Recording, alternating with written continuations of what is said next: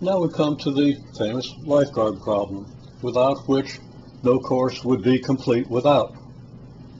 And you might think that that was a kind of a grammatically incorrect statement, but the word which was in it. And in conjunction with common usage, anytime which appears in a sentence, we've got to make it ungrammatical. Okay. Now, here's the situation, and of course I've kind of given away a lot of the problem here, but you've got a lifeguard 50 meters from the shore, and you've got a tired swimmer out here, 100 meters from the shore, and 200 meters up the beach. So we want to know what the shortest path for the, or the quickest path from the lifeguard to the tired swimmer might be. Okay, now it's the lifeguard going to the tired swimmer. The tired swimmer is not coming toward the lifeguard. We could analyze that too, but let's assume the tired swimmer is too tired to make it to shore, and the lifeguard's going to have to save him or her. Okay, now, one path the lifeguard could follow would be from here to here and straight across. Okay, just right to the water and then swim across.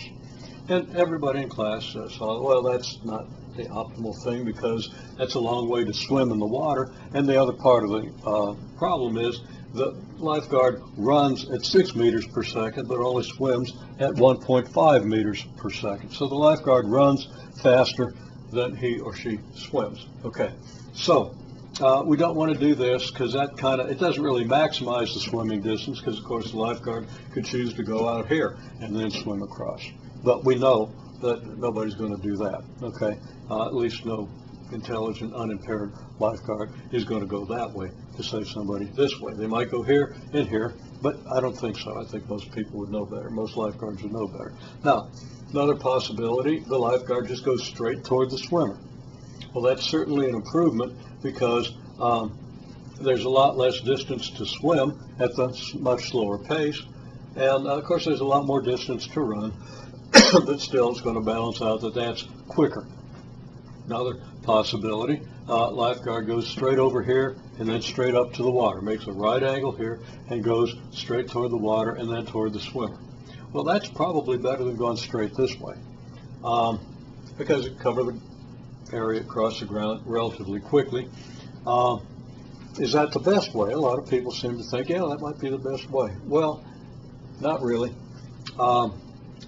If the lifeguard, say, goes into the water here, then he or she cuts off nearly this much distance. Not quite that much, but nearly this much distance from running, as opposed to say, well, yeah, there's another path that we didn't discuss.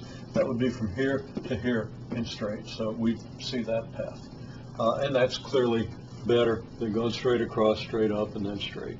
Okay, so that is a path that might be considered, but if this path from here to here and up to here is this much shorter, almost this much shorter than this path.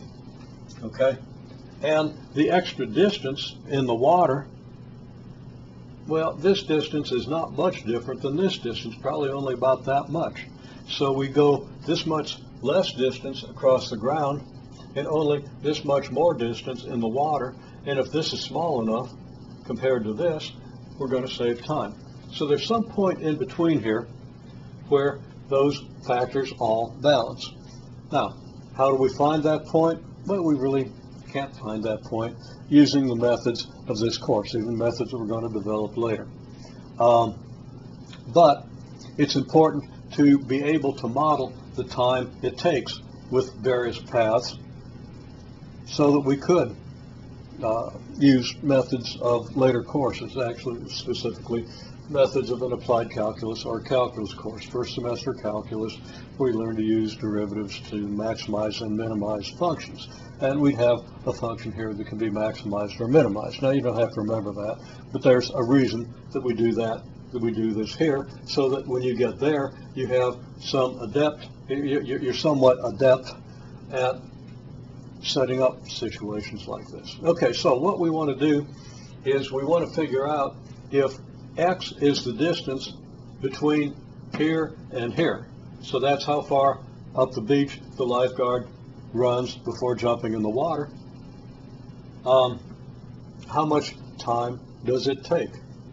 Okay, well, first of all, to figure out how much time it takes, we know how fast the lifeguard is going to be going here, and we know how fast the lifeguard is going to be going from here to here.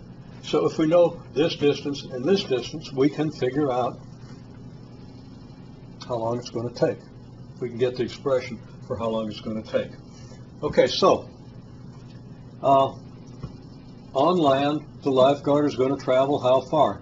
Well, it's going to be the hypotenuse of this right triangle with legs 50 meters and x. And the hypotenuse is going to have length n square root of x squared plus 50 squared meters. And he's going to travel that at 6 meters per second. So how long is it going to take? Well, you take the distance, you divide by the speed, and you get the time, which I call delta t1, the time across the first path.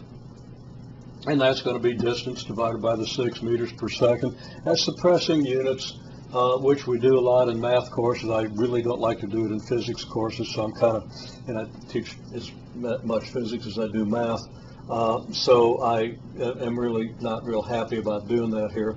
But that's what we usually do in math courses. So we're going to do it. And I'm just going to say that if we divide this by this, we get the number of seconds. And you can kind of reason that out. Okay, this is the distance, this is speed in meters, this is distance in meters, this is the speed in seconds. We divide those out, we get how many seconds. Okay, well, then in the water, the lifeguard travels how far? Well, it's going to be 100 meters, this leg of the triangle, and this leg is what? Well, from here to here is 200 meters, from here to here is x, so from here to here is 200 meters minus x. So we have 100 meters, 200 meters minus x as two legs of a triangle, the hypotenuse being how far the lifeguard travels in the water. And that's going to be 100 squared plus quantity 200 minus x squared. In other words, sum of the squares of the legs, square root of that, meters, at 15 meters, at 1.5 meters per second, which takes how long? Divide the distance by the time, you get the time. So we have a delta T2 equal to this. Now, I ran out of time at the end of class, but I'm going to go ahead and just fill in the delta T1 plus delta T2 function to get the total time. Okay, so our total time in seconds is this here plus this here. So we have our expression for the total time. Now, if we want to figure out the x at which the total time is minimized, we would want to make a graph of this function. Now, we don't have the graphing techniques to do this. I think you can see that, but let me get it over here a little further. We don't have the graphing techniques to do that. I'll also mention that this is left over from something else that's not relevant to this. Yeah, previous clip, 2-3 clips ago. Okay. You don't have the graphing techniques necessary to construct these graphs. Now, you do have the technique necessary to construct a graph of this function. That's just a square root function shifted horizontally to the left and vertically stretched by a factor of 1/6, which will compress it actually. And this is, again, another square root function, okay? Except that it really isn't, because that's an x squared, and you're going to have an x squared here. So it's a square root of a quadratic, and that gets even more complicated. And then we've got to add the two of them together. So the graphing techniques that you would need to graph these are a little beyond the scope of the course that you're in, of a Math 158 a college algebra class, not beyond the scope of a pre-calculus class or any more advanced class. So if we want to actually graph this and analyze it, it would be legitimate at this level to use a graphing calculator. And I really hate the things, but here's an example of a place where that would not be inappropriate. The other comment is simply that if we want to determine accurately what the minimum value of x is, we actually use calculus on this, and we have techniques in calculus to find things like derivatives and set those derivatives equal to 0 and solve for x to find the x that minimizes the distance, the position at which you go in the water, that minimizes, and I said distance, that minimizes the time required to get from here to here.